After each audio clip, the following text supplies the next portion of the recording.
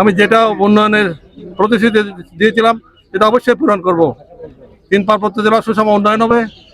অচিরে আমরা 180 দিনের মধ্যে আমরা পার্বত্য জেলা মন্ত্রণালয় বিশেষ কর্মসূচি যেখানে জনস্বার্থ সংশ্লিষ্ট থাকবে।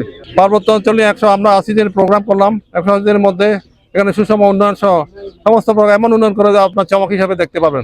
নেতা কমিটির উদ্দেশ্যে বার্তা হচ্ছে, আমরা বিএনপি, আমরা এখন জনগণের সেবক। আমাদের তারেক রহমান সাহেব বলেছেন, এখন আমরা জনগণের সেবা দিব। আমরা এখন সেবক, জনগণের সেবা হবে এখন আমাদের মূল লক্ষ্য। নেতা কর্মীদের মূল লক্ষ্য হবে জনগণের সেবা করা। এখানে প্রথম বলতে কোনো কিছু না, এখানে সম্প্রীতির বিষয় আছে, স্বাস্থ্য, চিকিৎসা, আইন শৃঙ্খলা পরিস্থিতি সব ক্ষেত্রে আমি অগ্রাধিকার দেবো। এটা অবশ্যই কমিটমেন্ট আছে, এটা আমি অবশ্যই বাস্তবায়ন করবো। এটা হচ্ছে আমাদের জনগণের দাবি, সুতরাং এটা বিএনপির দাবি, এটা আমাকে পূরণ করে দিতে হবে।